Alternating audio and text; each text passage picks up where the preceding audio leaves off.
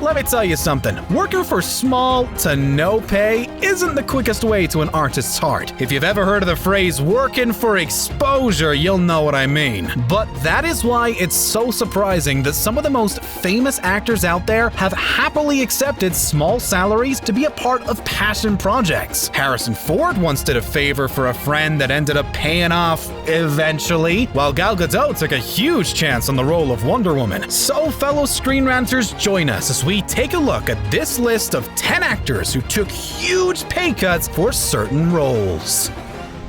Usually getting a shout out from Forbes means a star has done well financially, but in 2016 they gave Chris Evans the dubious honor of being the best value actor in Hollywood. Actually, a surprising number of Marvel stars were on this list, including Guardians of the Galaxy's Chris Pratt, Iron Man's Robert Downey Jr., and Avengers star Scarlett Johansson. We all know Chris Evans as Captain America, but some fans aren't aware of how little he was paid for his role as the fan-favorite comic book hero. According to Forbes, he earns studios about $135.80 for every dollar he's paid, meaning that backing this Avenger is a solid investment, or at least it was before Avengers Endgame. Evans joins the Marvel Cinematic Universe in Captain America: The First Avenger, but was only paid a paltry $300,000 for his performance. However, Evans was willing to take the hit on the first film in exchange for future profits and the ability to sign a multi-movie deal. His pay rate jumps to $2 million for the Avengers and kept going up from there. By the time Avengers Endgame rolled around, he made an estimated $15 million for that film alone. Suddenly, that six-figure Captain America paycheck doesn't look so paltry. I mean, $15 million plus 2 plus 300,000, you carry the 1. I mean, it's a buttload more money than I have. Chris Evans was smart to sign on with the MCU with the promise of future profits, but Jonah Hill took a massive pay cut for a completely different reason. When he heard that director Martin Scorsese was making The Wolf of Wall Street with Leonardo DiCaprio, Hill wanted in on the project, no matter what it meant giving up. Excellent choice. And so in this case, it's meant giving up a big fat paycheck. His compensation for Wolf of Wall Street was only in the 5-figure range for portraying Jordan Belfort's trusty sidekick, Donnie Azoff. On The Stern Show, Hill revealed that he was only paid $60,000 for his involvement in the film. Even though Hill wasn't the main character, he put in a ton of work for that $60,000. Filming The Wolf of Wall Street took 7 long months, and perhaps even more arduous was the fact that Hill binged episodes of My Super Sweet 16 to get into the mind of this money-hungry character. Oh, and while he was working on the movie, he got sick from snorting way too much vitamin powder and ended up with a nasty case of bronchitis that hung around for around 3 long weeks.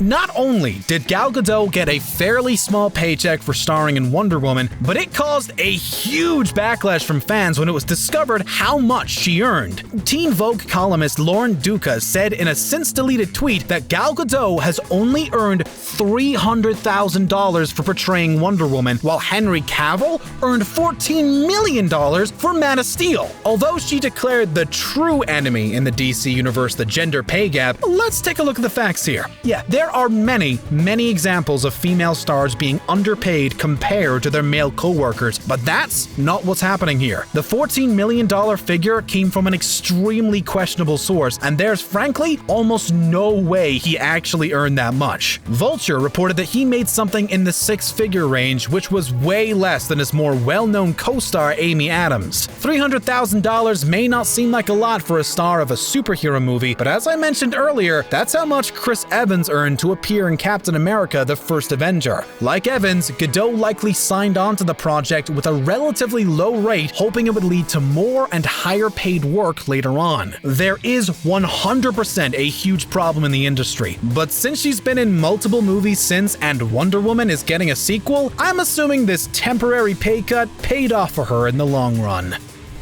Kristen Stewart became a household name thanks to her portrayal of Bella Swan in the popular Twilight franchise. By the time the films were drawing to a close, Stewart was allegedly earning $12.5 million per picture. Jake said that this was necessary. What does that mean?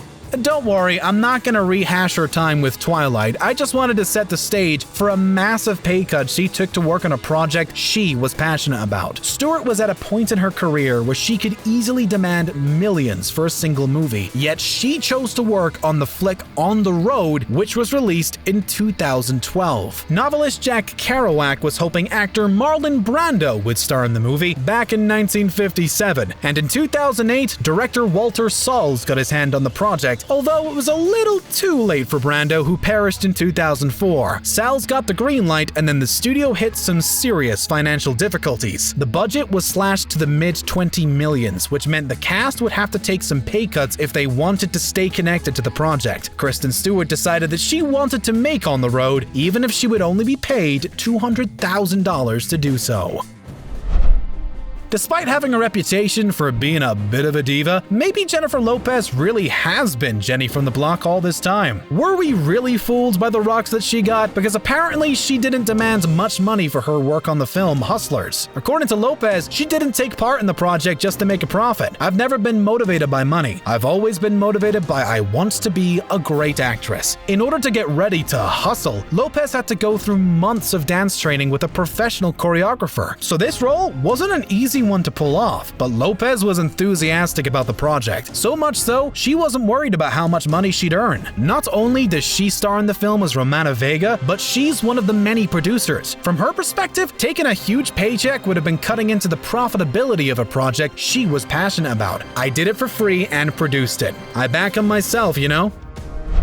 When it comes to making those big Hollywood bucks, it's safe to say actor Matthew McConaughey is doing alright for himself. But the reason he lost out on a multi-million-dollar paycheck has nothing to do with his inability to stand up for himself, either literally or figuratively. McConaughey had established himself as a successful actor when he made an offer that seemed like a no-brainer. He was invited to star in a Magnum PI movie for a paycheck of $15 million. That's Avengers Endgame level money right there, but McConaughey was getting tired of big studio movies like Fool's Gold and Ghosts of Girlfriends Past. He stunned the studio by saying no, and according to McConaughey, he has no regrets. This star was determined to take on projects he was actually passionate about, instead of those that would earn him a quick buck, or a quick 15 million bucks rather. After turning down Magnum PI, he was offered a significantly less lucrative gig in the movie of Dallas Buyers Club. For his work as Ron Woodroof, he earned somewhere in the six-figure range, with some sources estimating he made approximately $200,000. The role earned him numerous awards and nominations, including an Academy Award for Best Actor. Not only that, but it also proved he was capable of doing more than romantic comedies, and helped establish him as a more serious and talented actor.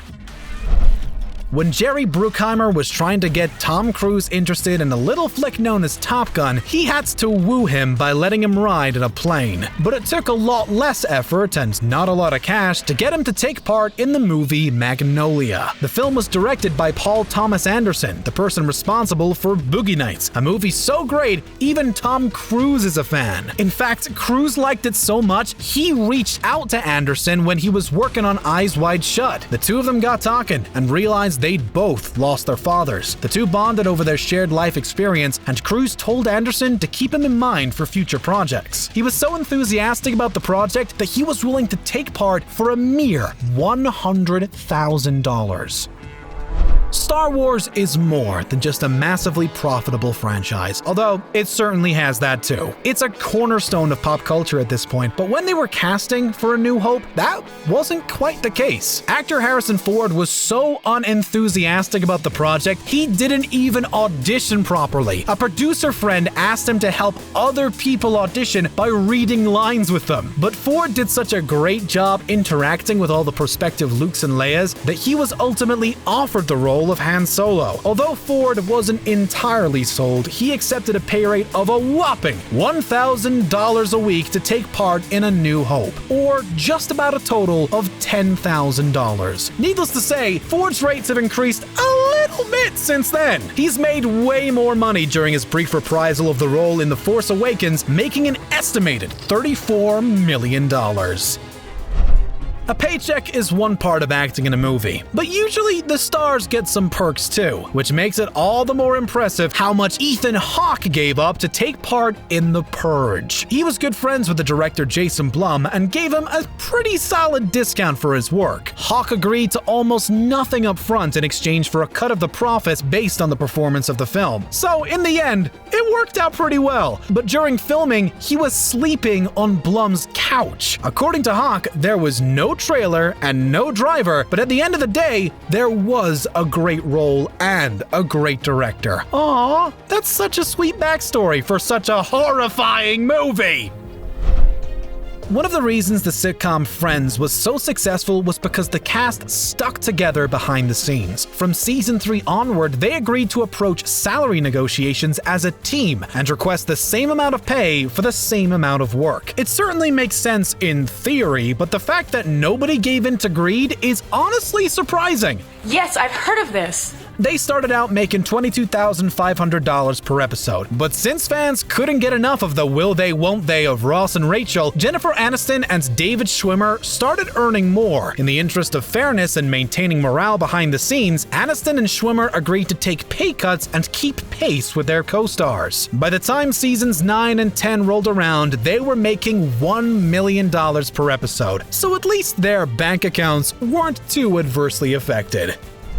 Do you think more stars should consider the quality of a script over the quantity of the money they can make? Are there any actors you wish would start starring in smaller budget flicks? Share your thoughts with us in the comments section below, and don't forget to click on the subscribe button for more new videos from us here at Screen Rant. Thanks for watching, and we'll see you next time.